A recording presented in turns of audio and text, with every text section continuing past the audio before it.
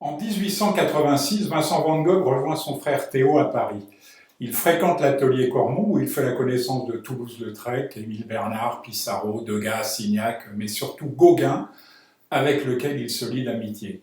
Tous ces contacts vont considérablement éclaircir sa palette, même s'il fréquente le Louvre avec encore plus d'assiduité qu'il ne fréquente les impressionnistes. Plus de 200 toiles datent de ce séjour à Paris, dont 23 autoportraits, parmi lesquels L'homme à la pipe, où il apparaît assez serein, alors que les autres indiquent déjà les traces d'une nervosité inquiète et pathologique.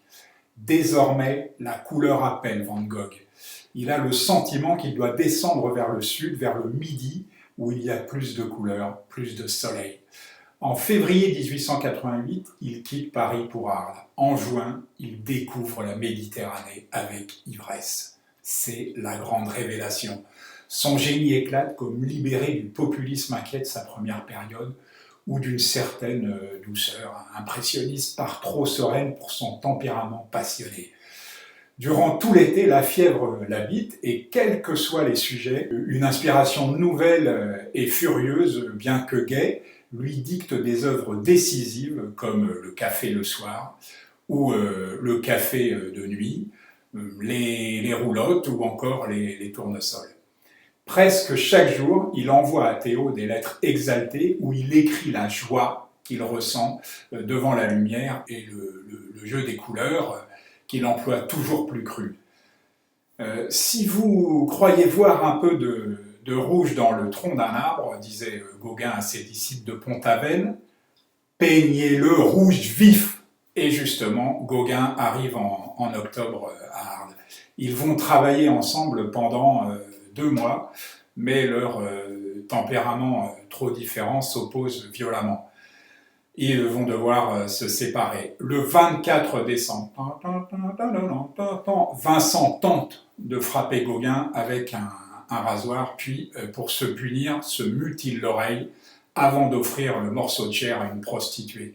Épouvanté par cette crise de folie, qui n'est pas la première, Gauguin prend la fuite après avoir fait prévenir Théo qui arrive dardard. Vincent est hospitalisé 15 jours. Rentré chez lui, il peint ses 2 autoportraits à l'oreille coupée, sur lesquels il apparaît étrangement calme, faisant un écho bizarre à l'homme à la pipe de Paris. Cependant, des hallucinations de plus en plus graves l'effraient et l'obsèdent. Mais il y a pire. Autour de lui, la population devient hostile. Une pétition est lancée, puis signée, demandant sa réclusion définitive.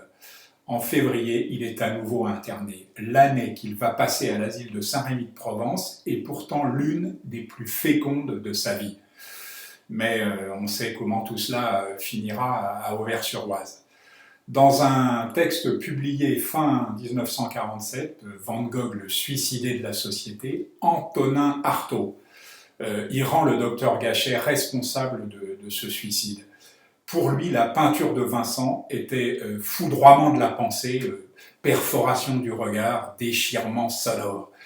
Et la meilleure preuve de la bonne santé mentale de Van Gogh n'était-elle pas qu'il ne s'était, en tout et pour tout avant son suicide, fait cuire qu'une seule main et tranché l'oreille gauche seulement. Il y a parmi les toiles de Van Gogh, écrivait Artaud, assez de défilés giratoires constellés de touffes de plantes de carmin, de chemins creux surmontés d'un if, de soleil violacé tournant sur des meules de blé d'or pur, de pères tranquilles et de portraits de Vincent par Vincent, pour rappeler de quelle sordide simplicité d'objets, de personnes, de matériaux et d'éléments Van Gogh a tiré ses espèces de chants d'orgue, ses feux d'artifice, ses épiphanies atmosphériques, ce grand œuvre enfin d'une intempestive transmutation.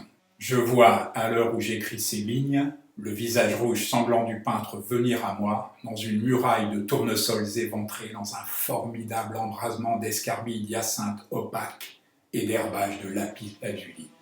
Un jour, la peinture de Van Gogh, armée de fièvre et de bonne santé, reviendra pour jeter en l'air la poussière d'un monde en cage que son cœur ne pouvait plus supporter.